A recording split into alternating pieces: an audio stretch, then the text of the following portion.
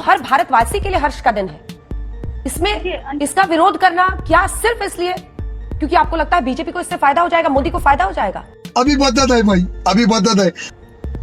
नहीं अंजना जी, ये गलत है कि हम विरोध कर रहे हैं, सबसे पहली बात। और दूसरी बात, कुछ बातें यहाँ पर बहुत महत्वपूर्ण है जो मैं कहना चाहूंगी कि भारत जो है एक कर्म भूमि है, ये कोई भोग भूमि नहीं है और ना ही एक धर्म की भूमि है। तो जिस तरीके से वीआईपी को वहां पर बुलाया गया और बाकी देश की जनता को उनको प्रोजेक्टर के माध्यम से या टीवी के माध्यम से दिखाया गया, हम लोग भी दिन भर देखे हैं, तो इससे एक चीज साबित होती है कि ये देश को भोग भूमि की तरफ ले जाने की कोशिश कर रहे हैं। और कर्म भूमि की जब बात करते हैं तो प्राइम मिनिस्टर नरेंद्र मोदी जी 11 दिन से अनुष्ठान किए हुए हैं और मंदिर वो जा रहे हैं, लेकिन हमें पूरी उम्मीद है कि अब जब सब कुछ खत्म हो गया तो कल से उनकी जो रिस्पॉन्सिबिलिटी है देश के लिए वो उस पर लग जाएंगे। और रही बात कि अगर इस देश की जो सबसे बड़ी आबादी है, जो मजदूर वर्ग है, कामगार वर्ग है, किसान वर्ग है, अगर वो 11 दिन से अनुष्ठान करके सब कुछ छोड़ छाड़ के मंदिर घूमने लगे तो इस देश का क्या होगा हम बता नहीं सकते हैं। और तीसरी बड़ी बात, हम राम के आदर्शों को मानने वाले लोग हैं, उनके संदेशों को मानने वाले लोग हैं और उसी संदेश के चलते आप देखे होंगे कल समस्तीपुर में एक अस्पताल जो है उसका लोकार्पण किया गया और उस अस्पताल का नाम भी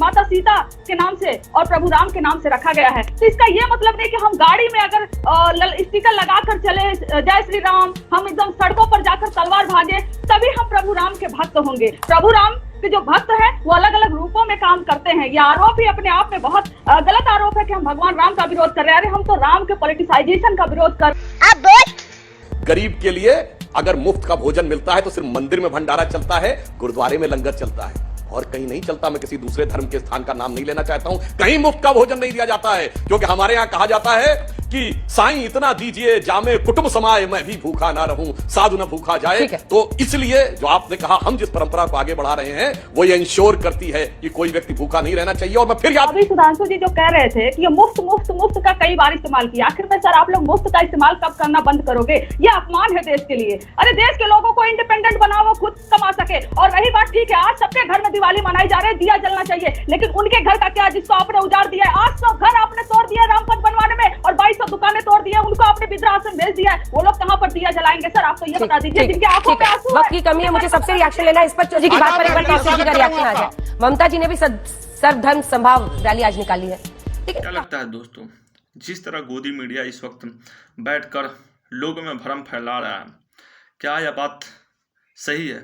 क्योंकि गोदी मीडिया का काम इस वक्त सिर्फ लोगों में भ्रम फैलाना और लोगों में बीजेपी का खौफ फैलाना है, क्योंकि गोदी मीडिया का काम अब दूसरा रह नहीं गया है। क्योंकि गोदी मीडिया इस देश में मीडिया का काम खत्म हो चुका है और मीडिया इस देश से खत्म हो गया है 2014 के बाद, और मीडिया का नाम निशान बिक चुका है इस देश से।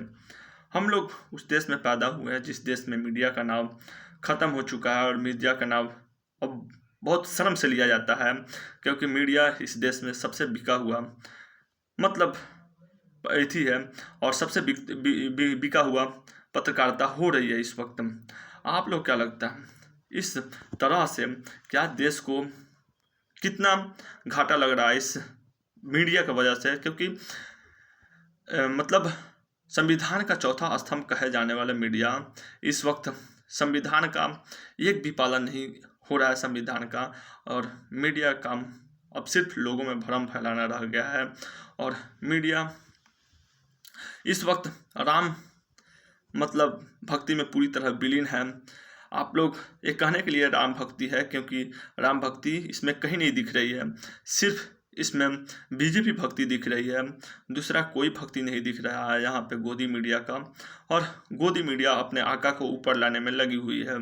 गोदी मीडिया का खैर अब यही हो गया है और गोदी मीडिया का यूज किया जा रहा है, और गोदी मीडिया इससे चिर परिचित जब हो जाएगी ना, जब इस देश का विकास होगा। क्योंकि गोदी मीडिया का काम तो अब सिर्फ भ्रम फैलाना और लोगों में खौफ फैलाना रह गया है।